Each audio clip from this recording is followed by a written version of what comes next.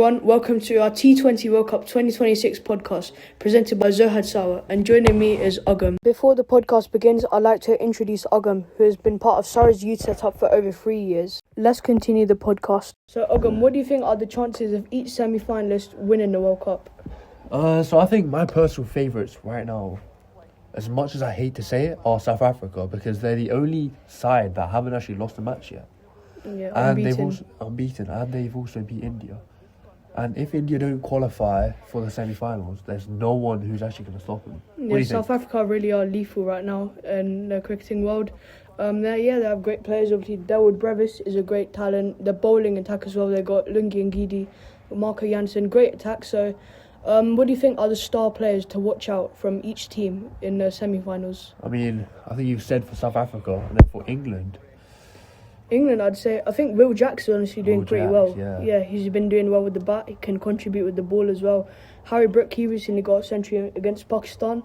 Yeah, the new player they had, Rehan Ahmed. Yeah, he's played really well in that match. I mean, I don't know if he'll play him again. It. And no, I think this was his only match in the T20 World Cup, and he really took the chance. So, what do you think about New Zealand? Do you think they have a chance of progressing to a semi-final? I don't think so at all. New Zealand. I mean, they can take their 2021 runners-up title into positivity for this World Cup. So, do you think any star player for them will stand out? I mean, no. New Zealand are a very, very, very dull side to watch, I'm pretty sure. Really? I don't really like them. No. A pretty bold choice, to be fair. I don't like them at all. What do you think about West Indies versus India today? Well, it's two very, very flamboyant sides, as I put it. West Indies are very, very, very good with the bat. Yeah, Shimron Hetmeyer, especially with his sixes. He's got the most in the tournament, I think. Yeah, but the bowling can be quite inconsistent, though. Yeah. Jason Holder, Romario Shepherd are good with the ball as well. Matthew Ford. But what do you think about India, the hosts? So, they obviously haven't been. I'm going to say they haven't been as good as they wanted to this tournament. But what do you think about them? I think they've only played well in one game, and that was against Zimbabwe. Yeah, Zimbabwe actually did pretty well in that game. Played really well to bring it close. Yeah, Brian Bennett especially, 97 not out. But India have only had one game where their batting lineup has actually done what it was supposed to do. Yeah, that was against Zimbabwe, 256. Yes, because before it was just a 1 or 2 man performance. Because they could just rely on Surya Kumar Yadav, Abhishek Sharma, who obviously didn't score a run in the group stage, which is a surprising stat. And Ishan Kishan obviously destroyed Pakistan with his 77. Yeah. And so do you think India have a big chance of going on and winning the title if they qualify today? I'm pretty sure they'll win today. And if they do win today, I think the final between South Africa and India is going to be a very, very close one. 2024. They obviously played against each other in 2024 in Barbados. And that was a thriller of a final, really. That was also a very close final. Surya Kumar Yadav's catch in the final over? Yeah, that was amazing. Gotta be fair. David Miller, hopefully he'll be also hoping to get some redemption. Obviously, to redeem himself from that poor shot in the final. So your predictions are India winning the World Cup? 100%. If they qualify today, they 100% Reason because of home advantage? Home advantage, and they've got a second chance to redeem themselves, so they're going to do everything they can. Yeah, it's going to be a very tight World Cup. South Africa, India is going to be a great final. We saw it in 2024, and we're most probably going to see it in 2026. We'll see a better one this year, I think. Okay, next question. So, what are the factors contributing to Pakistan's disappointing campaign this year? So, I think it is just the captaincy in general, and ineffective bowling choices, with Pakistan having to rely on one player. So, for example, Saibzada Farhan in batting, Usman Tariq in bowling. So, what do you think? I mean, I think India and Pakistan have had very similar issues with that. Having to rely on one batsman, one bowler. Yeah. But they just haven't had the luck India have had. And because India obviously had home advantage. They've had big crowds coming in compared to Pakistan in Colombo and Kandy. Yeah, and India just have better talent compared to Pakistan. I mean, that is true, yeah. I have to agree with that. In India do have great talent. Abhishek Sharma, they always have someone popping up in the IPL and the Ranji Trophy as well. But, do you think Pakistan require a change of captaincy after this World Cup? I'm not going to lie, I think they have to change their entire team up. Yeah, I mean, they really need to change. So, Bob Razum, for example, I mean, his place in the team is very debatable. Yeah. His strike rate, especially in T20Is. So, what do you think about that? Very poor, very low. Barely over 100, I'm pretty sure. Yeah, I know. It's 112, I believe, Yeah. in this World Cup. So, do you think he should be excluded from the T20I squad? I think he's one of the main people that should go. Like, he's old enough. He's had his fair share of games. 2021 T20 World Cup as well. He's past his prime now, and I think it's time to give the bat onto younger players. Younger rising talents. Obviously, we saw in this under-19 Asia Cup, Pakistan produced some good talents. Sameer Minhas, for example, and obviously look forward to seeing him play in the World Cup. And so what do you think about the captaincy? That's my big question. So, do you think Pakistan should stick with Salman Ali Agha and the coaching as well, Mike Kesson? Do you think it's too soon to decide whether Mike Kesson has to go, or do you think Pakistan need a new coach, new captain, new mindset? First of all, I think the captaincy this World Cup has been very, very iffy.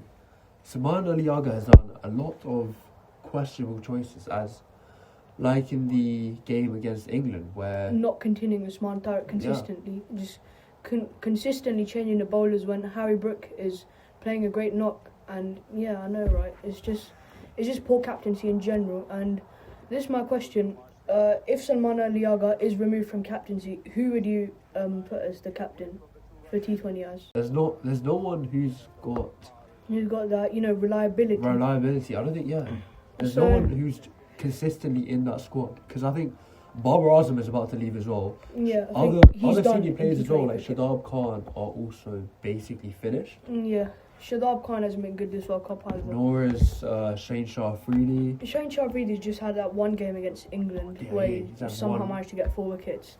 But I think they really need to bring Mohammad Rizwan back. I mean, Pakistan really missed him this World Cup. They would have really liked his wicket-keeping ability, his batting ability, his consistent batting. So, and personally, he's a great leader captain, as well. Yeah. Good captain. We saw him during his short stint in his ODI career with Pakistan, the captaincy. He was decent during that time as well. He slightly improved Pakistan's ODI. And I honestly think Pakistan really need him in this World Cup. He's a big miss for them.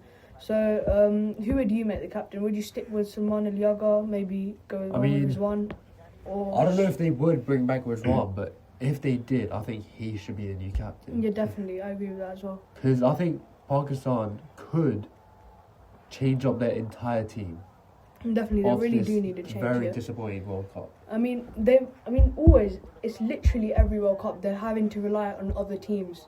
So, for example, they've had to rely on other teams. So, for net run rate, for example, they've always had this situation where they need to win by a big margin in order to qualify, and that's just never been able to happen. Just having to rely on other teams, having to rely on net run rate. It's honestly disappointing now. Honestly, fed up of watching it as a Pakistani fan. But they really do need a change. I highly agree with what you've said. Obviously, following up into the next couple of years, 2028 T20 World Cup coming up soon as well. But really hope they do change, and that moves me on to my next question. So, who do you think have been the standout players in the tournament, both batting and bowling? Well, I think in bowling, a player who really is under the radar is Lungi Ngidi. I mean, he's very good with slow deliveries. And I'm going to be honest, the associate nations have really surprised me. For example, the USA bowler, Shalivan Skalkwik, if I've pronounced that right. He's been very good. He's got 13 wickets throughout his tournament. Varun Chakravarti as well, he's been very good with his off-spinners. I think off-spinners have also played a crucial part in this tournament. So, spinners have had a bigger role in the tournament than pacers have. Yeah, because, for example, the pitches in Colombo, they extract a lot of turn, extract a lot of spin. Even very pace-oriented countries such as Pakistan have relied a lot on spin. Yeah, for example, Abrar Ahmed, Usman Tariq, Shadab Khan. So, what do you think about run getters this tournament? Run getters, I'm going to be very, very biased and say Surya Kumar Yadav. Who do you think? Yeah, I mean, Surya Kumar Yadav has been good. I really loved his knock on opening night against the USA. Yeah, he played very well on that day. Yeah, he saved India. And I'm going to say Saibzada Farhan really has been good. For example, he's been very consistent. He's been breaking so many records. The most runs in a single edition. He's got 2 centuries in his tournament as well. I'm going to say Brian Bennett has also been very good. He's been carrying Zimbabwe with his batting. Yeah. Sikandar Raza as well for Zimbabwe has also been very good. But is there any specific play that stands out to you? I mean, Brian Bennett has played a very different role in the tournament. Like, there hasn't been many people who just stick around in an innings like Brian Bennett has done. Yeah, I mean, he's only got out 2 times. Yeah. That's not a sentence that we've said much in this tournament. But I just want to ask you, is there any player that has really stood out to you this tournament? In terms of batting and bowling? I mean, Brian Bennett has played really well. Marco Jansen has bowled very well. Yeah, especially in that New Zealand match as well. Those are his best figures. And in terms of batting, I would also say Shimron Hetmeyer has been very good as well. Played really well. Yeah, he wasn't that hyped during the World Cup. Obviously, he was only brought to bat at number 4 in that South Africa series just a few days before the World Cup. And then in that opening match, he really announced himself against Scotland at Eden Gardens. He really played well in that, and he's just continuing his form. We saw him against Zimbabwe on Monday. Played very well, and yeah, he's been a really under the radar player. And yeah, obviously look forward to seeing him play in future tournaments, and he's been very good. So he has the most 6s in this World Cup. I believe he's tied with Saibzada Farhan. Yeah. And what else? So I just want to ask this question to you as well. What do you think has been any standout performances? So for example, a wicket or a knock that you've really enjoyed watching? My favourite knock of the World Cup has got to be Brian Bennett versus India. Yeah, 97 of what? 48? 97 or 54, I think. 54, something like that. Even though they didn't win, it was a very good knock. Yeah, he held together the entirety of the Zimbabwe innings, and he's the only reason they got so far and were anywhere close to reaching the total. So Well, I think, in my opinion, I'm going to say the best moment of this tournament for me so far is Puffin Nisanka's knock against Australia. Just single-handedly in the run chase, Saving scored them, 100 of, I think, 50 deliveries. That is very good batting. He's certainly been one of the stars of the tournament for Sri Lanka at home as well, on his home ground. So I think he's also been very good this tournament, in that Australia game especially, 100 not out of 52. And yeah, so these have been the star performances of the tournament, and that moves me on to my next question. So Ogam, this is my final question. So my question is, do you think there are too many ICC events happening right now? yeah, I think so. So I mean, reason? they're doing the T20 World Cup every 2 years. There's no specialty, there's no novelty left in the World Cup, well, especially the T20 one, because it's just happening every other year. It's like, Yeah, I mean, it's just every other World Cup. It's just normal. Yeah. But I mean, I think there is like too many World Cups happening for players when you look at perspective of a player. So, for example, you look at one player, they're like, oh, okay, I've got the T20 World Cup coming. Next year, I've got the ODI World Cup. Then I've got the Champions Trophy. Then I've got the World Test Championship happening in between. Too much. But do you think it's too much pressure for the players to take in? I mean, I don't think, because there's so many World Cups going on, I think it just ruins the game. Yeah, no, it just ruins the idea of a World Cup. It's not as important because it's just going to come around again. I mean, yeah, it's true though. But do you think the ICC should give more chances to associate teams in these competitions? I like a lot what they've done this year by inviting more. Yeah, I mean, I've really enjoyed watching Italy this World Cup. They've been doing pretty well. Nepal as well. Oman have been doing good. They played really well. USA as well. Last year as well, they were the hosts and they surprisingly beat Pakistan. Yeah. Yeah. That wasn't really a surprise, right? It was a really surprise. Yeah, I mean, it was just poor Pakistan batting, poor Pakistan bowling. But yeah, I mean, it really has been exciting to watch the associate teams. The only way to promote cricket around the globe more is to include these teams more. So the gap between the more established nations like India and Australia with newer countries like Oman and Nepal, the only way we can bridge the gap is by giving them more opportunities in World Yeah, I Cups. mean, I do agree with that. Yeah, for Champions Trophy, for example, there's only 8 teams, but I do feel like they could increase the number of matches, increase the number of teams as well. Yeah, just to give more opportunities, yeah. And the ODI World Cup as well, this is going to be a very exciting new topic. So we're going to be seeing 14 teams in 2027. So obviously the ODI World Cup is happening in Zimbabwe, South Africa and Namibia. There's going to be, I think, 2 groups of 7. It's going to be very entertaining. So are you excited for the ODI World Cup 2027? I am. I think that the introduction of more teams it has led to a bigger fan base in the tournament, and also a bit more unpredictability, because before, when you just had the same old nations playing the same people over and over again, you basically knew the results of every match before they even happened. But now that because there's more teams, it's just more life to the game. Yeah. Okay. So, this is pretty early. It's pretty early to be asking this question. But any predictions for 2027 ODI World Cup? I think that India are going to mature as a team, and they're going to get way better. And I think South Africa are going to have to retire a few people before they go. Quinton de Kock as well. He could be retiring. This could be the World Cup, last World Cup for Miller as well. Yeah. So. But South Africa do have home advantage, though. Obviously, it's happening in Africa.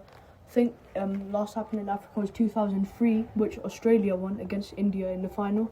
But which teams are you looking forward to see in the 2027 ODI World Cup? I'm looking forward to seeing USA and Nepal play again, because they play really well. And the same with Zimbabwe as well. Has not been confirmed yet, but I Zimbabwe think they will is play. definitely qualifying. But I think really they do will look play. forward to seeing these associate teams.